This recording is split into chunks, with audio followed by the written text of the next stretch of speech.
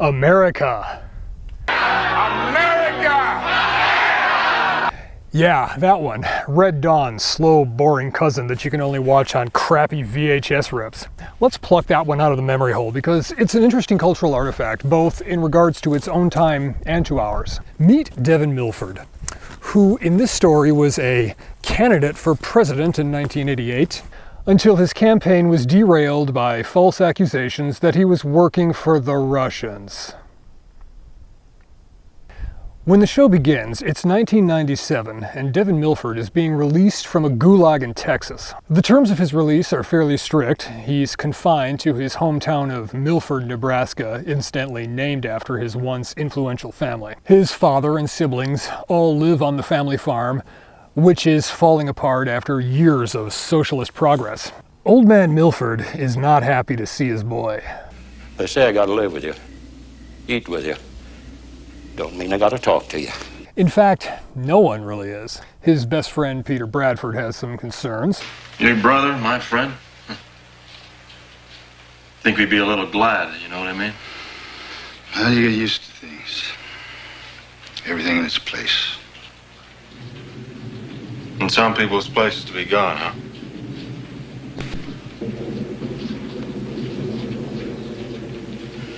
Well, we'll get used to him being not gone. Just like we did gone. Peter's the county administrator, and he already has enough problems dealing with little street corner Stalins and various party apparatchiks without having some high-profile dissident dropped into his lap. But Peter is about to learn that he's been selected for the newly created position of Governor General of the Central Administrative Area by the Soviet overseer of that region, Colonel Andrei Denisov of the KGB. Essentially a voice of exposition that is nevertheless brought to life by Sam Neill's portrayal of a loyal but not amoral bureaucrat. It is his task to oversee the final stages of the nefarious communist plot to break up the United States permanently and thereby make the world safe for autocracy. And it begins with the secession of the Central Administrative Area from the United States and the creation of the brand new People's Republic of Heartland, which is conveniently named through a contest of school children who have been indoctrinated in communist ideology through the public education system. Yeah, I'm talking about the show, sure. In many ways, Colonel Denisov is an analog of the real-life KGB defector Yuri Bezmenov. Both recognize the system that they are a part of as the monstrosity that it is, and both of them try to explain the plan to us. It worked because you lost your country before we ever got here. It's a great brainwashing process which goes very slow, and it's divided in 4 basic stages. The first one being demoralization. It takes from 15 to 20 years to demoralize a nation. Why that many years? Because this is the minimum number of years which requires to educate one generation of students in the country of your enemy, exposed to the ideology of the enemy. That kind of talk will get you ostracized on an American university campus. Know this. But it illustrates the disconnect that exists within any kind of a centralizing and collectivist political system. They never work the way that the wild-eyed true believers think they're going to work. They will always try to justify it in terms of progress or the greater good, but the fact is that the grass is not always greener over shallow graves. Denisov understands this, and he tries to explain it to Marion Andrews, who was formerly Devin's wife and instrumental in bringing him down and bringing the Soviets in, and now she's a big shot apparatchik with the occupation. There were millions of people who never participated in the so-called American dream. 10 to 15% of the people were an underclass, perpetually on welfare, recidivist criminals, undereducated. But typically, she sees no problem with being more equal herself and passing that on to her children. I want to see my dad. That's out of the question. You can't stop me. I can be with my dad if I want. No, you can't. He's an exile. You'd have no schooling, no privileges. I don't care. Which I've been able to create Don't in care. spite of your father. That's a laugh. You just screwed some Russian general in Washington. Think I'm stupid? Everybody at school knows how you... Stop it! It's also worth noting that she is convinced that Devon, the father of her 2 children, is coming after her for revenge. He really just wants to see his kids. He spent his years in the labor camp worried about what was happening to his family and had no idea that she was literally in bed with the commies the whole time. But like so many authoritarians, Marion lives in her own little universe that has her at the center. There is also a subplot involving Devon's nephew Justin, who initially is involved in a small local guerrilla group, who he is then injured and taken to a hospital where he is subjected to fairly extensive brainwashing that's based on both things that were used in the communist bloc, particularly North Korea, but also right here in the land of the free. Do you know anything about our work? No, only what I've heard. Behavior alteration for the criminally insane. Yes, well, I put it in more subtle terms. The Soviet Union was not unique in pathologizing dissent, but they used it on a wide scale to the point that in certain eras of the Soviet Union, merely expressing any kind of disagreement with the state could be taken as de facto evidence of mental illness and made it much easier to shuffle people aside because you didn't have to charge them with a crime. All you had to do was insinuate that they were somehow suffering from a psychiatric condition and institutionalize them. We can see the same kind of mechanism at work in America today to a somewhat more subtle extent, ranging from very blatant ideas like the recently created oppositional defiant disorder.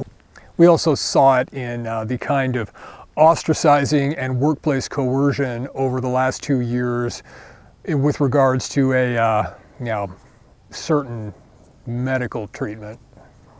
America was heavily criticized at the time. Some people feared that it would harm US-Soviet relations, just as Gorbachev's reforms, which were well-intentioned but poorly implemented, were really starting to take effect. The UN objected to the portrayal of their peacekeepers. How is it wrong? Others saw it as an attack on the left in general and the Democratic Party by extension, but it's worth noting that this show does not hold back on skewering conservative tropes of patriotism either. Damn, I am so tired of this I'm an American bull. Where was all that patriotism when it counted? Where was that willingness to sacrifice?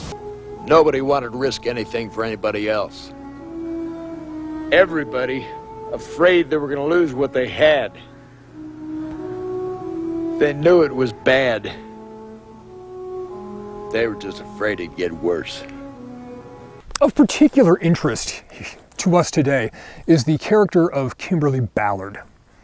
She's an actress.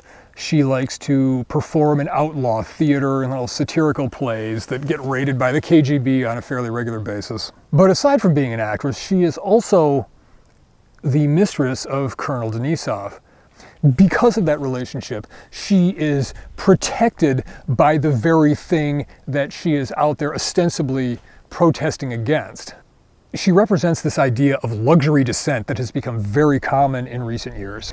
She fancies her performances as acts of rebellion when really they're just virtue signals that don't amount to much. These days, in this country, a lot of these self-described dissenters are really just LARPing. It's theater. If there's a bumper sticker and a hashtag, if your preferred dissenting message is being echoed by mainstream media and transnational corporations, then it's not dissent, it's diversion. What is it? You're young people attacking the symbols of power that they can see. President, governors, public buildings. They resist in ways that make them feel good, not those that actually accomplish anything. Stupid.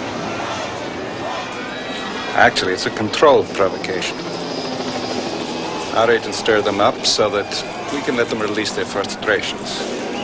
At the same time, we keep track of them, give them a scare, arrest some.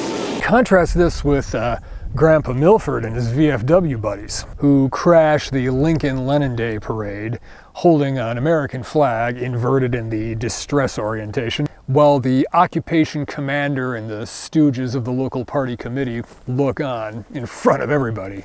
That took some stones, and they do eventually pay dearly for it. And all of this is why America deserves to endure, and also why it probably hasn't. Because while Red Dawn shows us a heroic group of people fighting against an invader, America shows us a bunch of disconnected individuals who are motivated primarily by fear. They live in a bleak and oppressive world that they consented to because they were afraid that nuclear war was the only alternative. They allow their homes to be taken, their families separated, their dignity trampled on because they're afraid to fight back. They know that their lives are awful and they know they're only going to get worse, but they still fear death more and they're not willing to risk it.